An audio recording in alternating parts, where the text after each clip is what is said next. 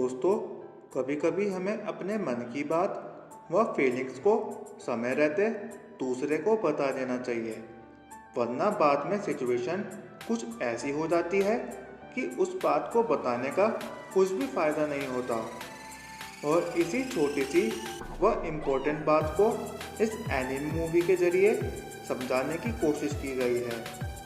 नमस्कार दोस्तों, आप देख रहे हैं पहाड़ी ओटाकू यूट्यूब चैनल।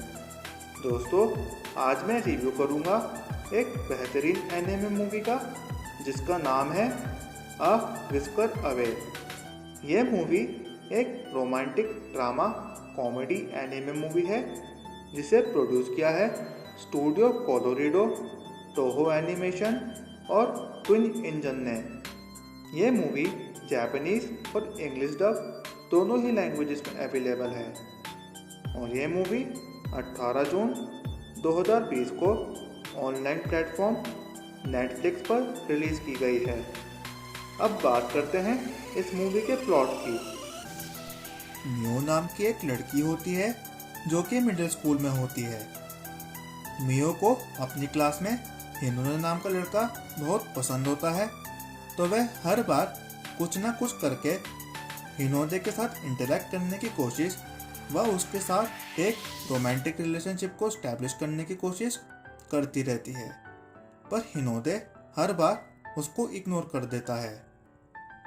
मियो फिर हर शाम को स्कूल की छुट्टी के बाद अपने घर जाकर अपना मैजिकल कैट मास्क पहनती है और टारो नाम की कैट में ट्रांसफॉर्म हो जाती है और वह फिर हिनोने के घर जाकर उसके साथ अपना टाइम स्पेंड करती है।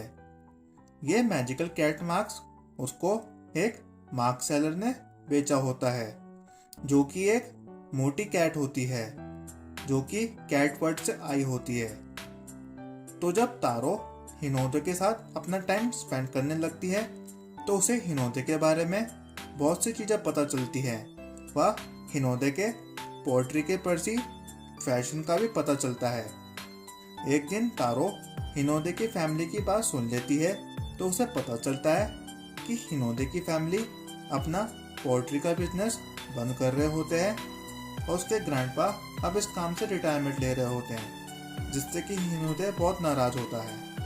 मियो फिर अपने घर जाकर अपने ह्यूमन फॉर्म में वापस आती है और हिनोने को चेयर अप करने के लिए एक लेटर लिखती है।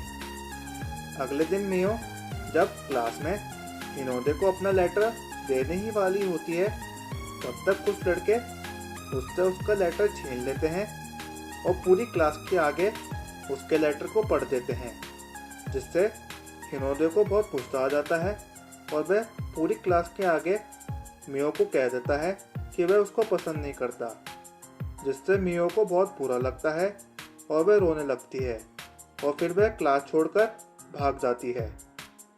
बाद में मियो अपने घर जाती है और वहाँ पर उसकी लड़ाई उसके स्टेप मॉम के साथ भी हो जाती है, तो वह फिर से तारो में ट्रांसफॉर्म हो जाती है और अपना घर छोड़कर भाग जाती है। बाद में तारो हिनोने के घर चली जाती है और रात को उसके साथ अपना टाइम स्पेंड करती है। बाद में मियो ये डिसाइड कर लेती है कि ह्यूमन बनकर रहने से अच्छा है कि वह हमेशा तारो बनकर हिनोने के साथ रहे, और उसके ऐसा सोचते ही उसका ह्यूमन फेस एक मास्क की फॉर्म में नीचे गिर जाता है और अचानक से वहाँ मास्क सेलर आ जाता है और उसका मास्क उठा लेता है और फिर वो मियो को बताता है कि वह ये मास्क उस बिल्ली को देगा जो कि ह्यूमन बनकर रहना चाहती है, और वह उसको ये भी बताता है कि वह अब धीरे धीरे कैट में ट्रांसफॉर्म होने लग जाएगी, और वह वहाँ से भाग जाता है। अगले दिन जब स्कूल में हिनोने को मियो के घर से लापता होने के बारे में पता चलता है, तो हिनोने भी मियो को ढूंढने के लिए निकल जाता है। साथ ही साथ उसकी स्टेप मॉम, उसके पापा व उसकी बेस्ट फ्रेंड भी उसे ढूंढने की कोशिश में लग जाते हैं। जब मियो सभी को अपने को ढूंढता हुआ देखती है तो मियो को अपनी गलती का एहसास होता है और मियो फिर से ह्यूमन में ट्रांसफॉर्म होने की ठान लेती है और वह मार्क्स सेलर को ढूंढने लगती है ताकि वह उससे अपना मार्क्स वापस लेकर ह्यूमन फॉर्म में अब वापस आ सके।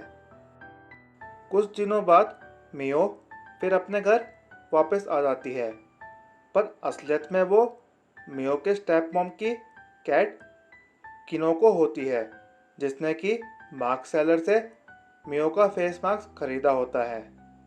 जब तारो को अपने मार्क्स के बारे में पता चल जाता है तो वह किनोको के पास आती है और उससे अपना फेस मास्क वापस देने की गुजारिश करती है, पर किनोको तारो को फेस मास्क देने से मना कर देती है और तारो को कैट आइसलैंड की तरफ जाने का रास्ता दिखा देती है। तो तारो फिर मजबूरी में कैट आइसलैंड की ओर चली जाती है ताकि वह मार्क्स सेलर से रिक्वेस्ट कर सके कि वह उसका फेस मास्क लौटा दे। बाद में किनोको जब मियो की स्टेप मॉम को उसको ढूंढता हुआ देखती है तो किनोको को अपनी गलती का एहसास होता है और वह अपना माइंड चेंज कर लेती है और वह हिनोदे के पास चली जाती है और cat island, magical face mask व मियो के बारे में हिनोदे को सब कुछ बता देती है। बाद में हिनोदे और किनोको दोनों कैट आइसलैंड की ओर चले जाते हैं ताकि वह मियो को बचा सकें और लास्ट में वह मियो को बचा लेते हैं और मूवी की हैप्पी एंडिंग हो जाती है। अगर मैं मूवी के ओवरऑल प्लॉट की बात करूं तो मूवी की स्टोरी बहुत ही यूनिक है और बेहतरीन है। मूवी में जो पेट और उसके मास्टर के बीच प्यार का रिश्ता होता है उसे बहुत ही परफेक्शन के साथ दिखाया गया है। मूवी में कैट के चलने का ढंग, उसके रहन सहन का तरीका व छोटी से छोटी बारीकियों को परफेक्शन के साथ दिखाया गया है। मूवी की स्टोरी में हर छोटी से छोटी चीज का बहुत ज़्यादा ध्यान रखा गया है। मूवी की स्टोरी दर्शकों को हंसाती भी खूब है और साथ ही साथ इमोशनल भी कर देती है। मूवी हमें ढेर सारी सीखें भी देती है।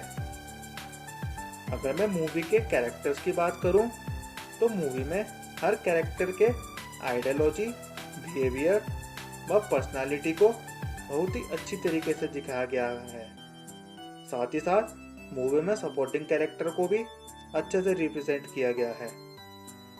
अगर मैं मूवी के एनिमेशंस की बात करूं तो मूवी के एनिमेशंस बेहतरीन है और जो मूवी में म्यूजिक यूज किया गया है वो तो लाजवाब है। खासकर कि जो मूवी का एंडिंग थीम सॉन्ग है वो तो बहुत ही बढ़िया है। अतः मेरी आप सभी से ये रिक्वेस्ट है कि आप इस मूवी को ज़रूर देखें। ये मूवी बहुत ही बढ़िया है और देखने लायक है। इस मूवी को आप अपने सभी दोस्तों को भी ज़रूर दिखाएं। अपना बहुमूल्य समय देने के लिए आप सभी को धन्यवाद। जय हिंद, वंदे मातरम।